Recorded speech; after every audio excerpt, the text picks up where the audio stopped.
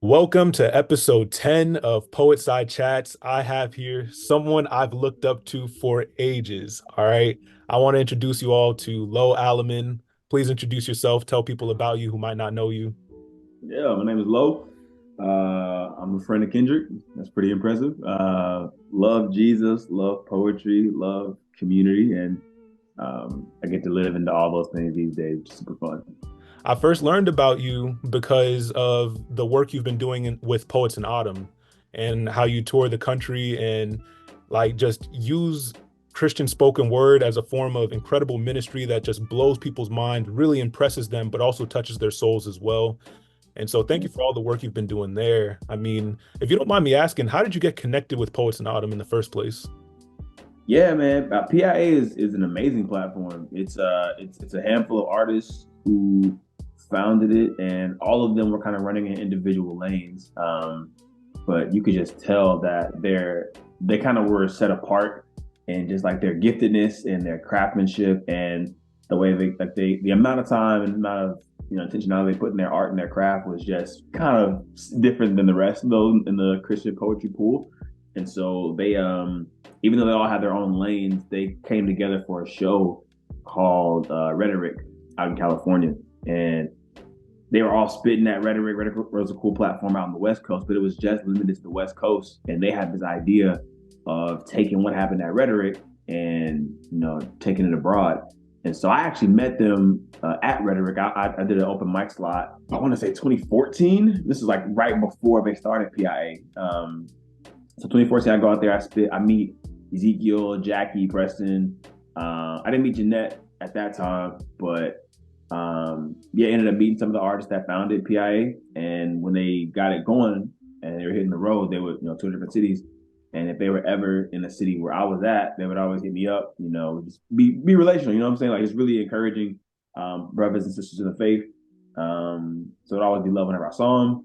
I think I did a couple of other shows where I would run into some of them as well. Like I did a show called Legacy out in Chicago, and ended up, matter of fact, Jackie ended up inviting me to that show, and it was crazy. I missed the message. She messaged me on Facebook. Like it was like when Facebook first went to Messenger, Yeah. and she hit me up and was like, "Hey, my pastor wants to connect with you about doing this thing called Legacy," and I missed it. And she was like, "Yo, we think you're a great artist and love meeting you at PIA and all this, or at Rhetoric." I missed this for 2 years, like didn't see the message at all. But eventually got connected out there, so chopped it up with them. Would see them at shows. We perform in similar spaces, and so when it was time for them to, redo the roster, they just hit me up and asked if I'd be interested. And coincidentally, it kind of came at a perfect time where I felt like my season at working at a church was kind of up, and the Lord was kind of drawing. I feel like me to take this craft in other places just to explore more about what creativity could look like in a ministry setting. And so they had a great platform to learn from. So I was all gung ho about it. It lined up perfect. And so yeah, we ended up touring all over the country, and we went to Canada. And yeah, man, it was a crazy experience. Still is. Actually, we have a show today. I'm not doing it, obviously because I'm home with the family, but we're gonna be in Delaware tonight, and the team's gonna kill it. They're amazing. It's super fun. That's really awesome. See, I didn't even know all that backstory, and I've known you for like a year plus now. I don't know why I just never sat down and asked you, but here we are, you know? I think, I mean, I probably what it is, honestly, is every time we chopping it up, it's always about what's happening like in the city of Houston, and there's just so much happening in the city with artistry and ministry and stuff that I think we have enough to talk about outside of this PIA, which PIA is awesome too, though. I'm hoping we actually come back to Houston this year. Um, Yeah. yeah. Amen. Speaking of the city of Houston, I want you to share more about Urban Hymnal, which is the Christian creative organization that you helped start. You know, how did the vision come about for that? And obviously, I'll give my backstory later on how I even got connected to it in the first place. Yeah, I love your backstory. I love how you got involved. Sometimes you got to follow, where your heart is at, quite Mhm. literally. Um, yeah, man. So we're part of this thing called Urban Hymnal. It's a community of creatives that are seeking to leverage art and expression to encounter the presence of Jesus. And we think that for whatever reason, he's interested in our creative expressions as a means of not like, performing for him, but communing with him. And so, yeah, we had this idea really about 2.5 years ago. Me, J Law, Jacob, Ellie, we just had some friends chopping it up in the city, trying to figure out how can we see the Lord, do some things in some intersectionality that we're all passionate about. So we all love church. We also love culture, and we love creativity and art. And we didn't see many spaces that overlap those, not in a community setting. And so we were like, yo, maybe we're wired for creativity. Maybe we should create stuff for God and all this stuff. And so we get together, we're praying, and we're trying to plan some events. And we do a couple of events, and they're cool. But none of it ever felt like, oh, this is what we're supposed to do. It just felt like, it's a cool idea, but it didn't feel like a community just yet. And I think it was around maybe this time last year, a little earlier than this time last year. Had a unique interaction with the Lord where me and J Law went down to Asbury, so Winmore, Kentucky, Christian college, where there was like a revival that broke out. And in a town of 6,000 people, there was like 150,000 folks showing up on this campus, kids worshiping for 16 days straight. And you're like, yo, whatever's happening there, like it's a move of the spirit. I want to know what's happening. So we get there expecting to see something that we've been trying to figure out, like how do you leverage all this creativity and production and art and cool stuff and excellence to draw the Lord. And when we got there, it was just not excellent at all. It was very, very simple worship, but it was authentic worship, right? It was testimony. And people would get up on the mic and give these testimonies, and they weren't like these well-produced, manicured, perfect things. They were the kind of things you hear at open mic nights, that kind of like vulnerability being championed. And the form of the expression wasn't the point, but the rawness and the vulnerability that was there, and how it was making much of not just wounds, but the healing that Christ brings. Like the Lord just seemed to be pleased with it, and He sat in it, and it was beautiful.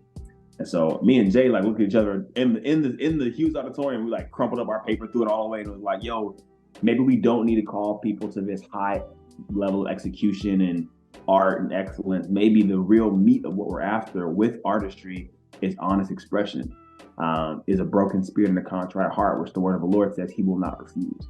And so rather than praying about making a really cool art thing, it seemed like God was inviting us to just invite the city to pray as creatives in a creative way. And so we get back home.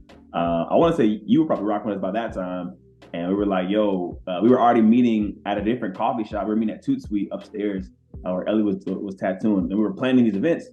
And it was like, yo, what if instead of, inviting folks to this once a month big thing, we just invite people to the coffee shop to create and pray with us. And so like a few weeks go by, we end up jumping in at Eden, and the vibe was just that. Like we had some music, we had some space for testimony, and really an open mic night, which we call offering. And it's like this space to come and worship and pray together. And we have a prayer moment, we have music going on, but we didn't close the coffee shop down because we wanted people who may or may not know Jesus to just come and hang out and encounter the presence of God. And so we just opened that up, and it was like 25, 26 people the first time. It was great. It was awkward. We didn't know what we were doing, but it was cool. Yeah. And then it kind of just grew from that night, and it just doubled every single week until we had like over 200 people in a coffee shop. That was crazy. Moved from there to a larger space, kind of after that, moved from there to now we're at another third space where it's just like the Lord has given us favor to meet with people, and it's still the same vibe, but we kind of added to how we do creativity. At first it was primarily like testimony and poetry, but now people be painting and dancing and journaling. Like it's just space for all kind of creative expression. And the point is still not to create this excellent art. It's to create space for expression and fellowship to meet with the Spirit of God, which for whatever reason He's letting us do. It's kind of awesome. Yeah, exactly. And my favorite thing about this organization is the fact that it really, not just my mind, especially my mind, but it warped a lot of other people's minds about like what worship actually is. Because a lot of times we think worship is like, singing and playing an instrument. And it's like, nah, I mean, worship is any kind of expression dedicated to the Lord. And that's even outside of artistic expression, but especially artistic expression. But outside of that, just honoring God with how you live and abiding by His laws, right? So, yeah, I'm not the only one who will say my idea of worship has been greatly altered for the better because of the organization Urban Hymnal. You know what I'm saying? Now, the way I got connected was because my girlfriend, who's actually been featured on the channel in a previous episode, Lize, God's Poet, you obviously know her, Lo. She knew you. I got the invite from you, as well as some other people were invited, a very small group, to this art gallery that was owned by, or not owned, but stewarded by Jacob's fiance at the time, now wife, Rachel. Yeah, so she was holding the space down. Lize got invited. She needed a ride, so I was the ride. Ended up coming through, Sure. saw what was going on, and I was like, yo, this is what y'all got planned? And this was before we ever hosted an official, like, actual worship night. It was really just maybe like, what was it, maybe 15 people, something like that, in an art gallery, just trying to brainstorm. And I saw the heart that each one of y'all had, man. And honestly, bro, I would say that's been the most special thing to me has been like the artists that we have vary, right? The disciplines that we have vary, even the backgrounds, faith or non-faith backgrounds, they vary. But the heart is so the same for like everyone in the room. It's not so much do we get a bunch of poets together or painters together or dancers together. It's more, do we have people who want to worship Jesus? And in light of that, I would say connect to something that feels like what I'm wired for. So at first, our tagline was "I'm created to create," right? Like and we had some people who were like, "Yo, I identify as a creative. This space makes sense for me." But as the Lord was like fine tuning who we were and really kind of giving us a more honest theological framework, we're not created to create. We're created for fellowship. We're created for communion. And so there are some people who I would say even were in that meeting that would not say they were artists per se, but they did want to fellowship with the Lord. They did want community. And so it's like, yo, whatever your medium is, even if you don't know what your creative expression is just yet, you're made to worship. You know what I mean? And so because of that, it was like a vibe. I would say even from the rip, like my favorite part has been how the Lord has drawn people to himself and has made a community that's stuck. There's so many people. Like we have pictures right now of like our community growing from that first art gallery hangout of like, I think it was 17 people. Before that, it was like 8 of us, 8 people to 17 people. So now we got like 40 people, like a part of our just core group. But even that, like our community outside of that is like, it's cool to see like the Lord has his heart on so many people in the city. And that's beautiful. That's beautiful. Exactly. And to really showcase for people who don't know what I mean by the heart that the members have, although we're growing rapidly, we've never prioritized numbers. Never. Like we don't do these, collections of like monetary offerings. The offerings we, promote are really artistic expressions in the form of worship. You know what I'm saying? Like the heart really is just to foster communion amongst one another, fellowshipping with one another and with the Lord. And it's such a beautiful sight to see. One thing I got to ask is, how did you get into poetry in the first place? I should have asked that from the jump, but here we are. Honestly, I got into it the side door, like most people. I think I was 8 years old when 8 Mile came out. You know what I mean? Like watched 8 Mile for the first time with my cousins. And we grew up listening to rap music, but it was very rare to see battle rap on display like that. And so I remember I was 8, and after watching 8 Mile, me and my cousins spitting bars at each other, just going in. You know what I mean? Like at the dining room table, just like all kind of nonsense. And it was basically your mama jokes that rhyme. That's all we was spitting. You know what I'm saying? But that kind of fostered like I would say I had a love for rap music, but I think the idea that I could participate in it and create it was unheard of, right? Like this is like early 2000, maybe 99, 2000, something like that. And so you don't have access to like beats and instrumentals. You know what I mean? You're just like you at the table making a beat on the table. You know what I'm saying? Like that's. But I think how accessible battle rap is kind of made it seem like, yo, if I can rhyme some words and if I can out joke you and get the crowd on my side, I can do this. Mm-hmm. And so I got into rapping really in like a competitive edge of it in elementary. I remember about the time of middle school, we would go to football practice. And this is when middle school was right around the time Wildin' Out came out. Matter of fact, Wildin' Out dropped I want to say 2003 or four. Yeah.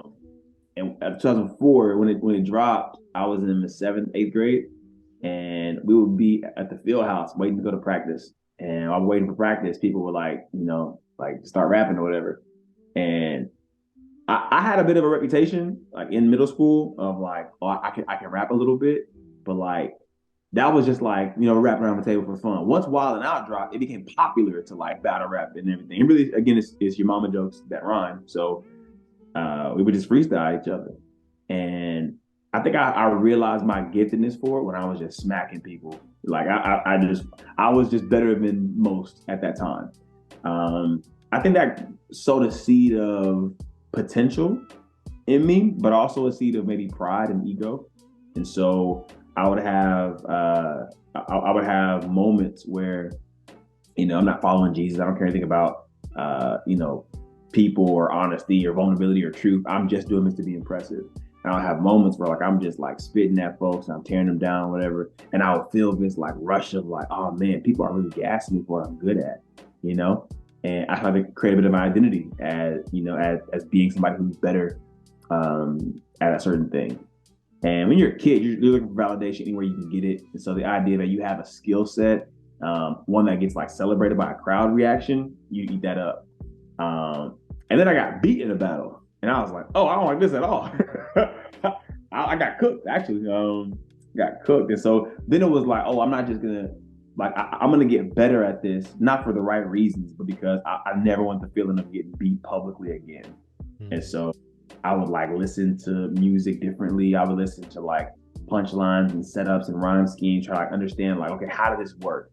And so I'm getting more technical with it. And my training is so immersed in just hip hop and whatever is like getting the best crowd reaction at the time. And so by the time I get to college, my freshman year in college, actually the summer going into my freshman year, I was at a thing called Summer Bridge. It was like a pre-college experience. I go to school and I'm still not following Jesus, but I have some friends who are. And one of them, April Rollins, was my homie, who will probably come to Urban at some point in time. She was a poet on campus at Mississippi State. And she was like, hey, would you be down to come and like spit with me at, I think it was at the Doghouse, maybe Barnes and Noble. And I was like, no, I'm not doing that. Like I rap, you know what I mean? Like I don't, she was like, it's the same thing. I was like, it's not the same thing at all. And I'm saying that from the rap side of it. So we get to the shit and she's spitting and she ends up saying from the stage, yo, my friend Love's about to come up here and spit. And I was like, oh, no, you didn't do that. Pulls me up on stage and I'm like, yo, what am I reel of rhymes could I spit that would work without a beat or whatever? I tried some stuff. It was lame. It was not good at all, as most people's first time tend to be. But when I got done, I felt that similar sense of like, oh, crowd reaction, crowd hype. And I've been for the last 6 years at the time used to, curating words and rhymes and like knowing when to time my punchlines to where I can get a reaction from the crowd. So I got involved with poetry, the poetry scene really through that way. What happened over time though is I started to, I had a really rough first year of college and I had to go to summer school to fix all of the partying and not going to class I was doing. And when I'm in summer school, I meet this community of artists who are followers of Jesus, and they started like, walking with me, and I wouldn't say mentoring, but definitely like being just good Christian community for me. And that community wouldn't celebrate punchlines as much. They would celebrate vulnerability and authenticity. And it was like, oh, y'all don't, and those that took the craft of poetry more seriously, y'all don't really care about just the hype and the rhyme schemes of it. What y'all are doing is you're bearing your souls on this mic. Like this, like for you, this is a holy thing. You know what I'm saying? Like for you, this is a space of like witness and testimony. And so I would get up there with my little cute rhymes and they'd be like, all right, cool. You know what I mean? Thank you. Like they weren't egging me or anything like that, but it wasn't the same as like when I saw somebody get up there and like really talk about an experience they had with feeling like abandoned or isolated or wrestling with their depression or their anxiety. And the competitive edge of me was like, I want to get the crowd. So I want to know what works in the space. And what I'm seeing what works is vulnerability. And so I'm like, all right, cool. Let me let me start to search a little more. Let me start to actually get under the hood, because you can't fake vulnerability, right? You can try to replicate somebody else's story, but it ain't the same joint. So I'm like actually doing some soul searching, while at the same time I was very interested in this person of Jesus that seemed to be gripping this community. And it was like all kind of at the same time, like my artistry was changing as my heart was changing, as my pursuit of Christ was changing. And it was like all integrated into where by the time I started, like I said yes to following Jesus the summer going into my sophomore year. By the time I got on campus sophomore year, I would still do open mics, but it was way different. It was like, let me flesh out this journey I had and trying to figure out who Jesus is and what he's inviting me to. And those moments still to this day, they have a different kind of sticking memory in my mind around like, what does it mean to witness with the craft? And went from learning how to witness with the craft to eventually learning how to worship with the craft. And then from how to worship with the craft to how to make space to let people worship, so like to worship leading with the craft. And so it's been a progression, but I would say it started with trying to be impressive and rapping, and then it kind of graduated to how do I wield vulnerability to invite people to encounter Jesus. Mm. Wow, I am so glad I asked that. The question just popped in my head, like, wait, how did you even get into poetry? And Yeah. this is very enlightening. Wow. Okay, so how did you go from like pursuing poetry in a form of like, worship and witness to doing it for that reason, yes, and also in the form of a career? Like, how did the career aspect come in? That's a good question. Honestly, the grace of God, like really.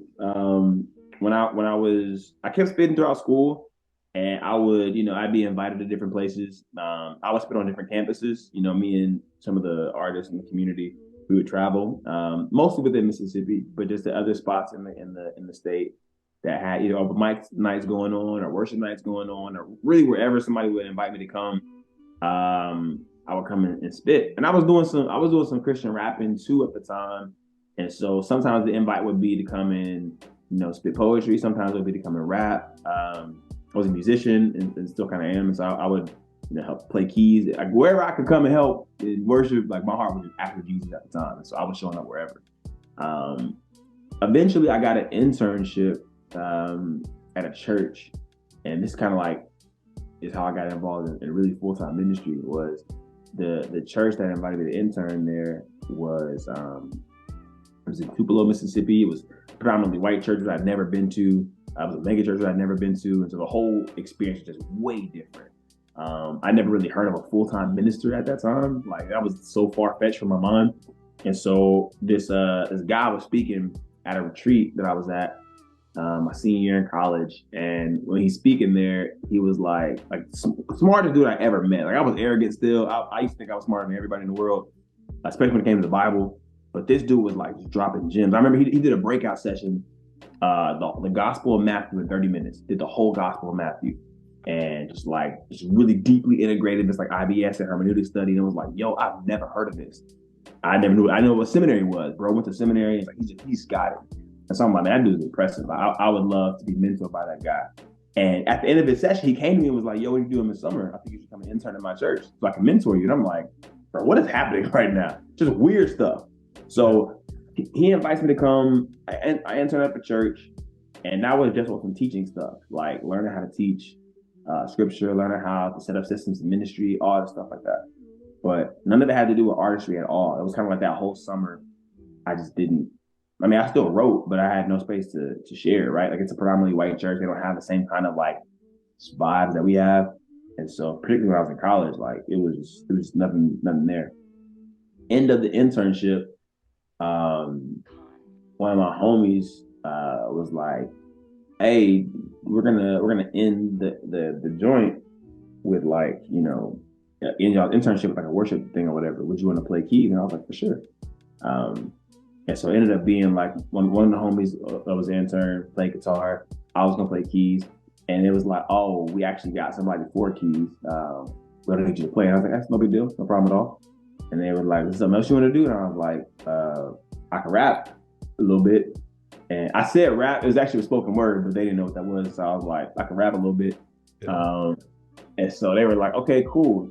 Let's have you do a spoken word poem or have you rap at the last Sunday of the internship. So I get up there, share a poem, and it was a poem that I had written during that summer.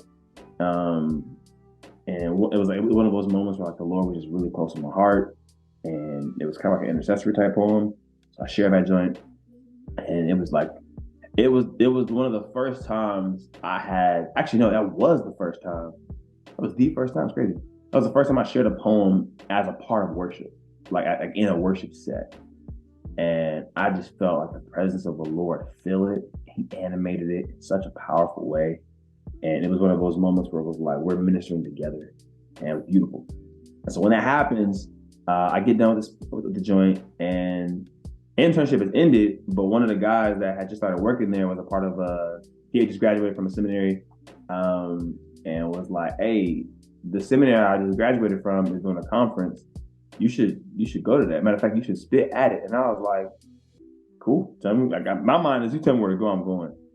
And he ended up reaching out to the people, sending them a video of me doing the joint, and they were like, "Hey, we want to book you." And I was like, "What does that mean?"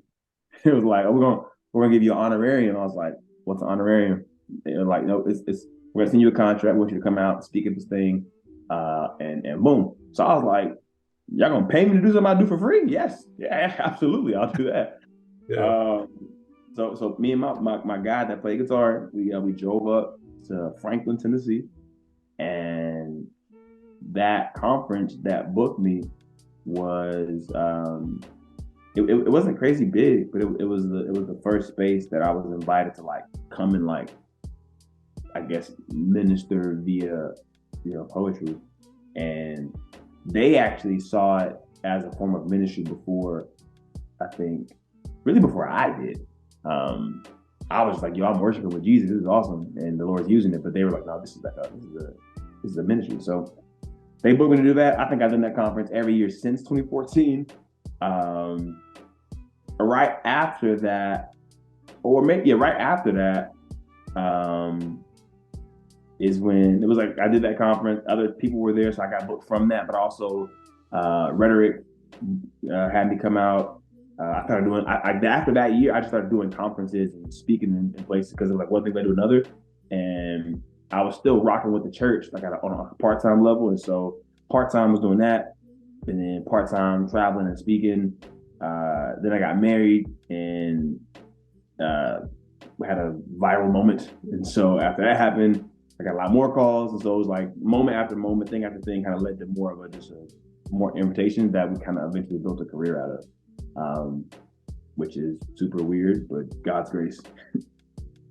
That's so awesome. And let me guess, that viral moment was the poem you recited on wedding day. Yes, Yeah. sir. That's the first poem I saw from you too. You killed it. That Yeah. Uh, was a moment.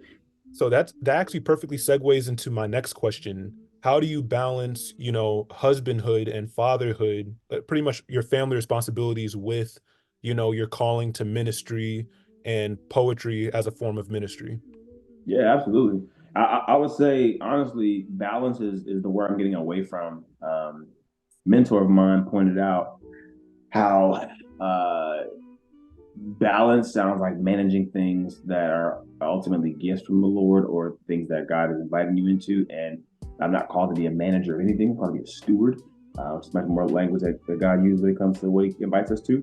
And when He talks about how we steward, we have a model for who Jesus is. John chapter 1, verse 14 says that He came full of grace and full of truth. He's not balancing grace and truth. He is the fullness of grace and the fullness of truth. And so rather than trying to figure out how do I manage and balance things, I think God is inviting me to fullness. And so there is never a time I'm booked to go do something that I am not a father first, that I am not fully a husband, and I have to take my family into consideration in everything that I do. Likewise, I'm not called to leave my creativity at the door and give the world my creativity and not bring my creativity to my family and how I disciple my kids and how I point to my wife and the way I speak to her. So it's a pursuit of fullness. I would say practically what that looks like is as often as I can, I bring my family with me whenever I go speak to places. Like I was out of town this past Monday for Urban, and because my wife and I have a sense of oneness and my family's a sense of oneness, like they show up to the spots that we're doing community, even if I'm not there, because we're not balancing it. It's about fullness. Similarly, like if I'm able to bring them a place with me, it's like, yo, I'm never going to go to a spot and like take my dad hat off to go and minister. Like it's from a space of fully being integrated as a follower of Jesus and as a man after God's heart, as a husband, as a dad that I witnessed. I pretty much, if you ever hear me like preach, it's like half of it is stories about my family and stuff that the Lord's teaching me. Like it's, yeah, there's never a compartmentalizing. At least I aim not to compartmentalize anything when it comes to that. I think that my family helps fuel my creativity, honestly, and vice versa. Like I think my creative edge or my ability to just rationalize and reason and put things together, I try to leverage for the sake of discipling my kids.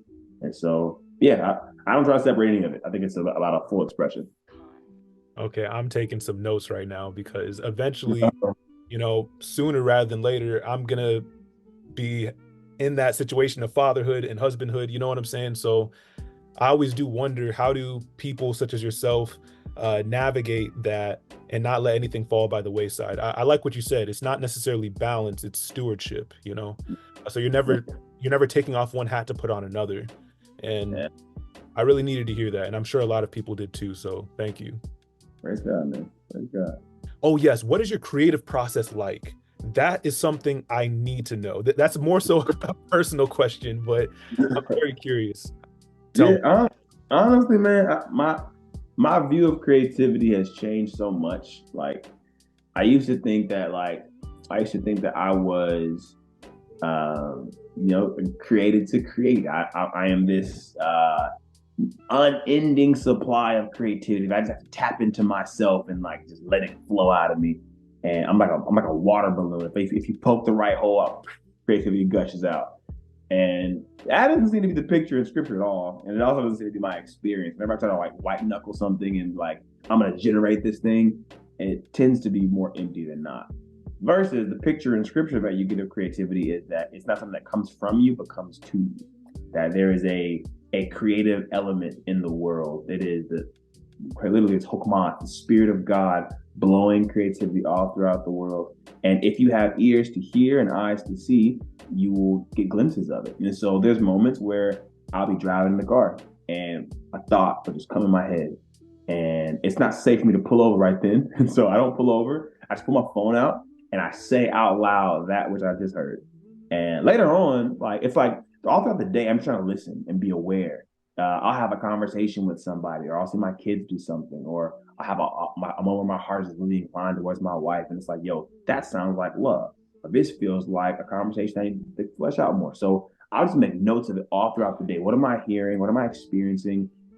Where's my body when it comes to how it relates to these feelings and these emotions? And so I'm trying to be really, really aware of what Hokmah is breathing, what the Spirit of God is saying throughout the day. And while I'm doing that, I'll just take notes of it. Oh, if I can write it down, cool. If I have to say it in a voice memo, cool. And at some point in time, usually earlier in the mornings or super late at night, I would just like sit before a bunch of notes and voice memos and just mine away, like chase these thoughts down. What does this connect to? Explore how to extend that metaphor a bit more, or what are some rhyme schemes I can use to get to these points? It's almost like it's like, okay, this one is definitely a destination. How do I build to that destination? Or this is a really good step stool. How do I use this rhyme as a step to get to these things? Or maybe it's not even a poem at all. Maybe it's just like a sermon illustration. It's like, oh, I thought that was a poem, but maybe I should need to say this in a sermon. So it's honestly just like taking note of what you heard throughout the day, and then for me, it's how do I beautiful mind puzzle piece this thing together to where it becomes like an end result, a piece that I can now witness with. Part of what I try to do too is just like be aware of where I am, like what am I ministering from. And so if I have this poem that I feel like is really, really cool, but it really feels like I'm ministering from a place of like pride and ego, and I'm really just trying to be more impressive than not. I just want to take note of that and then just crucify that and be like, all right, this is actually not helpful to the kingdom. It just makes me look better. Versus if I have moments that feel like, yo, this is really, really good, and I feel like this is like it would connect well with somebody's heart. How do I really champion those moments and maybe not like rush through them? So I think I tell Isaiah this a lot. I'm like, some of the things you're saying are so good, you got to slow down so people really feel that, because that what you just said was not just cute or cool. That was a bar, and the world needs that. So ease up on that one. You know what I mean? I try to do that same thing with my writing process. Like before I even get to the moment, like take note of what things really feel like they need to be said, and they don't need to be performed or executed well. They can be sloppy, but they have to be said. And so, yeah, I think that's part of the creative process for me, and then just the grind of memorizing and all that. Yeah, Nice. Okay. Now, what advice would you give to young, aspiring Christian creatives who maybe are made to feel like their art doesn't matter or it doesn't really have a place in ministry? What would you say to them? so I would encourage them, man. You are not the end result of a poem or a performance. You are not the hype that you get or the invitations that you get to do a thing. You are made in the image of a God who loves you.